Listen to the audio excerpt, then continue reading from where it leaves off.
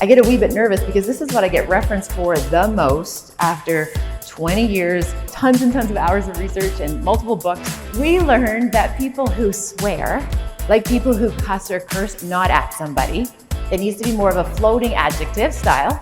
You know what I'm talking about? You all know what I'm talking about. Those folks live longer. Yeah, I know. I love that. We have 3 natural ways that we reset to get ourselves from distress to do a comeback so we get back into that place of optimal performance. You can cry, and it's a very particular cry. It's that red blotchy cry where you get super snotty and maybe a little bit patchy, right? It's called a cortisol cry. But it's very hard to say to your senior client, I'm just gonna cry for like 30 seconds.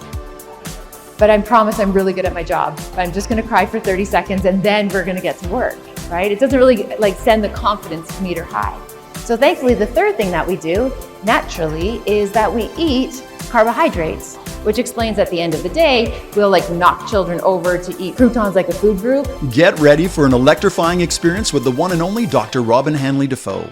Celebrated as one of the globe's most sought-after, engaging, and thought-provoking international speakers and scholars in her field, she brings nearly 2 decades of university teaching and research prowess to the stage. With a talent for delivering transformative insights with humor, Dr. Robyne offers practical strategies grounded in global research to cultivate resiliency and wellness. So I did all my protocol, but then I got curious, what was it about this group that was so remarkable? So I just started to chat with them, and I asked the first soldier, I'm like, hey, what are you looking forward to? Like, you have been deployed for so long, but your head's on straight, and I want to know about this. And he said to me, Doc, actually, before I deployed, I started to paint my kitchen, but I only got half done. And now that I'm home, I'm so excited to paint the rest of my kitchen.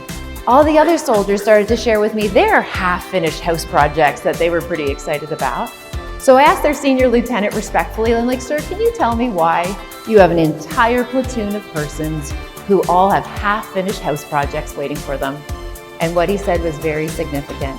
He said, Robyne, my soldiers, they leave half-finished house projects as signs of hope for their families that they're coming home. Dr. Robyne's presentation and her message about we can do hard things really touched a lot of us in this room today. I wish it was longer. I heard lots of people talk about they wanted to hear more. Robyne is a gift to the universe. Her work around stress and her work around resilience and her work around human performance is something that has literally blown my mind. I am beyond inspired for how Robyne's going to continually shape the world and continually shape the world for the better for all of us.